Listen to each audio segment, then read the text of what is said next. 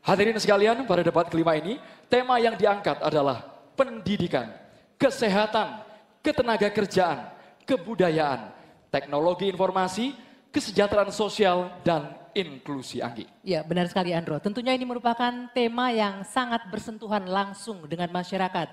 Dan kita akan melihat dari dua sisi para kandidat dan calon pemilih yang akan menilai debat malam hari ini. Pastinya Anggi, ini akan menjadi catatan demokrasi perjalanan bangsa Indonesia. Hadirin sekalian, baik, kita akan langsung memulai debat sesi pertama dengan mendengarkan visi, misi, dan program kerja masing-masing calon presiden. Ya, Andro dan pemirsa, jika pada debat sebelumnya diawali dari kandidat nomor urut 1, di debat kali ini akan dimulai dari kandidat nomor urut 2.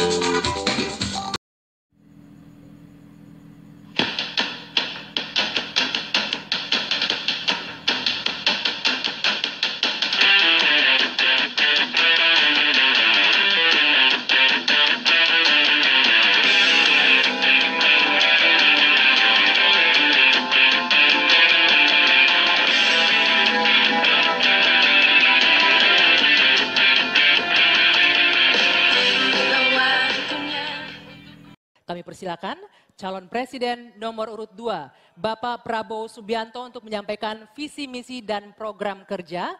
Waktu Bapak 4 menit, dimulai dari Anda berbicara.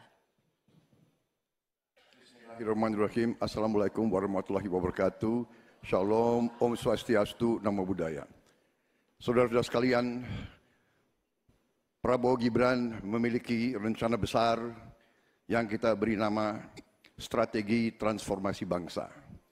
Inti daripada strategi ini tentunya adalah meningkatkan kemakmuran bangsa Indonesia dan terutama memperbaiki kualitas hidup manusia Indonesia, seluruh rakyat Indonesia. Salah satu proyek strategis kita intinya adalah memberi makan bergizi untuk seluruh anak-anak Indonesia, termasuk yang masih dalam kandungan ibunya. Dan selama sekolah sampai dari usia dini sampai dewasa. Ini akan mengatasi angka kematian ibu waktu lahir. Ini akan mengatasi kurang gizi anak, stunting. Ini akan menghilangkan kemiskinan ekstrim. Ini akan menyerap semua hasil panen para petani dan nelayan. Ini akan meningkatkan pertumbuhan ekonomi kita minimal sekitar 1,5 sampai 2%. Dengan demikian kita mengatasi masalah-masalah fundamental dalam memperbaiki kualitas hidup rakyat Indonesia menuju kepada menghilangkan kemiskinan dari bumi Indonesia. Di bidang kesehatan, kami akan membangun rumah sakit modern di setiap kabupaten dan kota, dan puskesmas modern di setiap desa di seluruh Indonesia.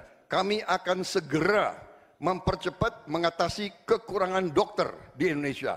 Kita kekurangan sekitar 140.000 dokter, dan itu akan kita segera atasi dengan cara kita akan menambah fakultas kedokteran di Indonesia.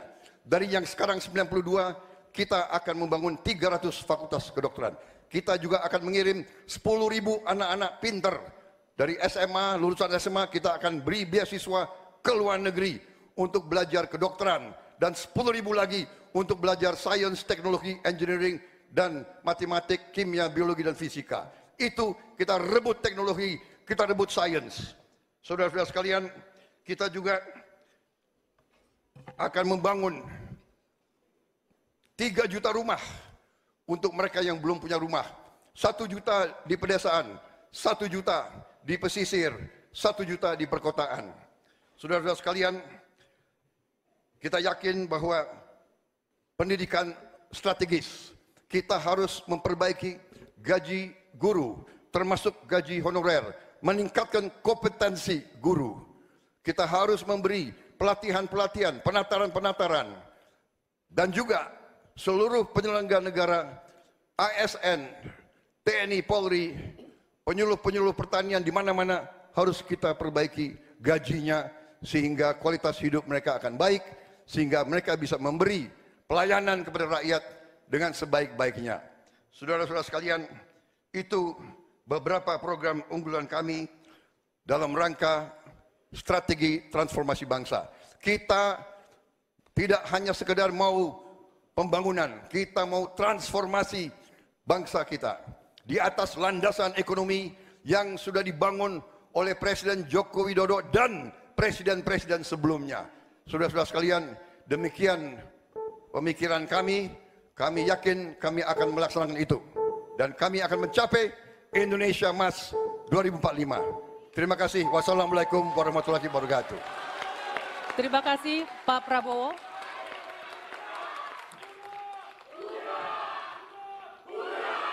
Mohon tenang, Bapak-bapak. Selanjutnya, calon presiden nomor urut 3, Bapak Ganjar Pranowo untuk memaparkan visi misi dan program kerja. Waktu Bapak 4 menit dimulai saat Bapak berbicara. Silakan. Assalamualaikum warahmatullahi wabarakatuh. Selamat sore, salam sejahtera untuk kita semuanya. Om Swastiastu, Namo Buddhaya, Shalom, Rahayu. Membangun Indonesia yang beradab, kita mulai dari 3 bagian. Kita punya kepribadian dalam kebudayaan dan itu mesti masuk di dalam jiwa insan Indonesia. Dan tentu saja kesehatan menjadi yang pertama. Preventif adalah sesuatu yang paling bagus. Kita olahraga, makan sehat, dan itu akan membantu dalam politik kesehatan kita akan jauh lebih baik. Dan tentu saja akses kesehatan yang diperlukan di setiap desa. Kenapa Ganjar Mahfud membuat 1 desa, 1 vaskes, 1 nakes? Karena kami ingin mereka mendapatkan yang terbaik. Dan kemudian ibu, anak, lansia, disabilitas, masyarakat adat akan mendapatkan peran yang sama di dalam layanan-layanan kesehatan, di mana di daerah-daerah terisolir mereka membutuhkan akses ini dengan sangat bagus. Kalau itu semua sudah baik, Bapak Ibu, maka pendidikan dan kebudayaan mesti kita bangun bersama-sama. Akses pendidikan yang baik, lebih inklusi, kemudian kurikulum yang mantap, dan tentu saja fasilitas yang diberikan harus bisa memberikan akses terbaik untuk anak-anak didik kita, termasuk nasib guru dan dosen. Kalaulah kemudian ini bisa berjalan dengan baik, maka perempuan muda dari Jogja, Mbak Kalis namanya, menyampaikan, Pak Ganjar, perhatikan mereka yang selama ini terpinggirkan. Ada 2 yang utama, kelompok perempuan, dan yang kedua adalah penyandang disabilitas. Tolong betul agar sekolah makin inklusi dan mereka tidak mendapatkan perlakuan yang diskriminatif. Setelah itulah kemudian baru mereka bekerja. Dan tentu saja keterampilan yang dia dapatkan melalui pendidikan yang baik, ini akan mendorong atau bisa merespon lapangan kerja yang sangat terbuka dan upah buruh yang baik. Sehingga kawan-kawan buruh kemarin bertemu dengan saya, tolong Pak, segera review Undang-Undang Cipta Kerja. Karena ini yang perlu mendapatkan keseimbangan dengan nasib kami.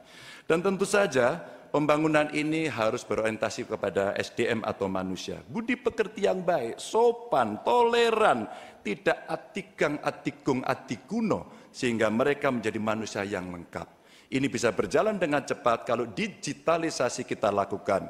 Infrastruktur teknologi informasinya baik, kemudian tersebar, internetnya bisa cepat, dan mereka akan bisa mendapatkan media yang bagus untuk mengembangkan diri.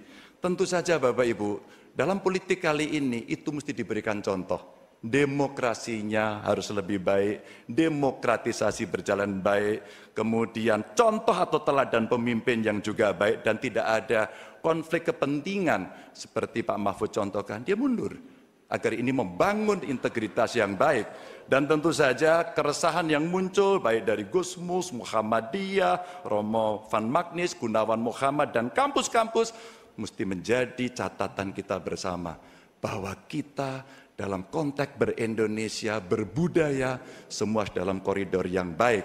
Dan tentu saja, kenapa ini mesti kita lakukan Bapak Ibu? Karena itulah suara-suara rakyat yang kami dengarkan oleh Ganjar Mahfud ketika kami ditidur di rumah penduduk, ketika kami mendengarkan mereka dan mereka membuka seluruh unek-uneknya. Itulah kenapa kami sampaikan, tuanku adalah rakyat, jabatan ini hanyalah mandat. Wassalamualaikum warahmatullahi wabarakatuh. Waalaikumsalam warahmatullahi wabarakatuh. Terima kasih banyak Bapak Ganjar Pranowo. Nanti waktunya Bapak Ibu semua. Oke, ada waktunya nanti ya. Sabar dulu. Baik, selanjutnya kami persilakan calon presiden nomor urut 1 Bapak Anies Rashid Baswedan untuk menyampaikan visi, misi, dan program kerja. Waktu Bapak 4 menit dimulai ketika Anda berbicara.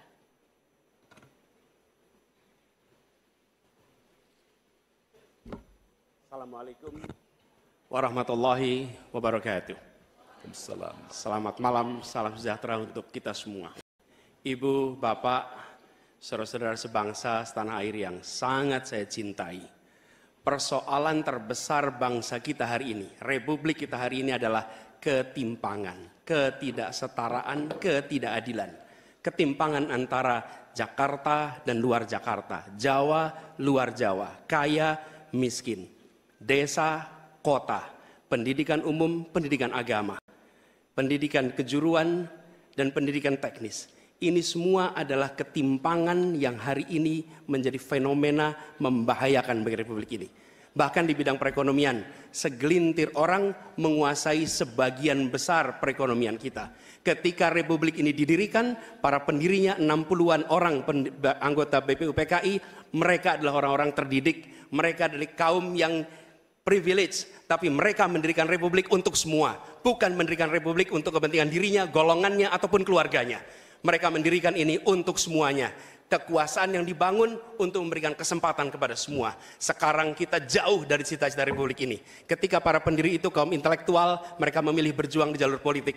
Saya berangkat sebagai pengajar, mendapat panggilan tugas di wilayah politik. Kami akan membawa gagasan pendiri republik untuk kembali mewarnai republik ini. Untuk bisa mengarahkan republik ke depan agar kembali pada format awal.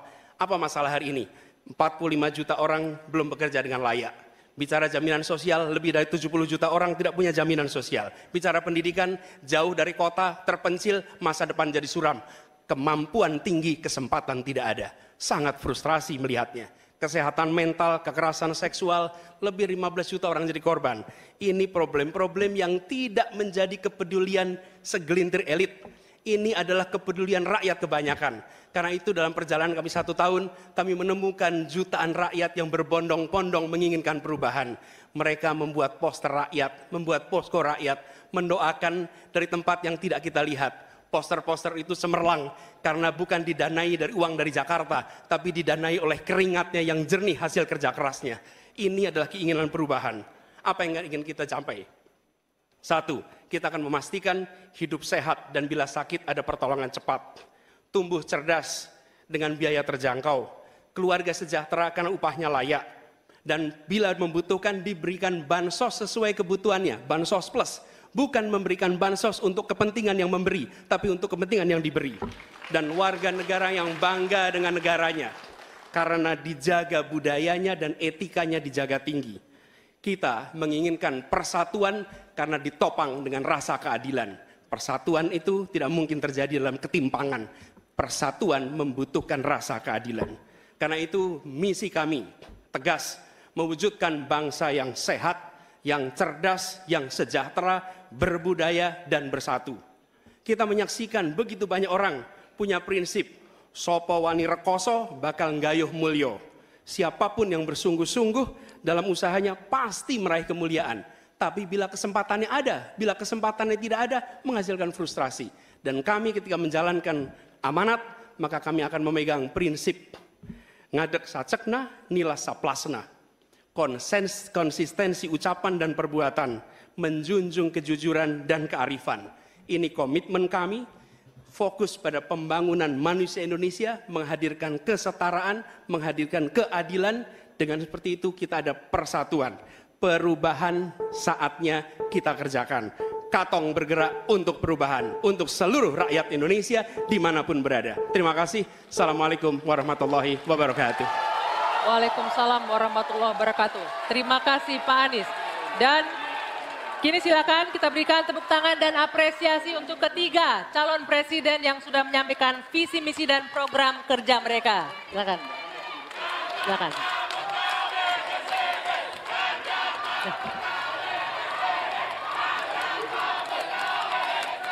Hadirin sekalian, sesaat lagi kita akan masuk ke segmen memperdalam visi misi dan program kerja para calon presiden yang telah disampaikan. Untuk itu tetaplah bersama kami di debat kelima calon presiden tahun 2024.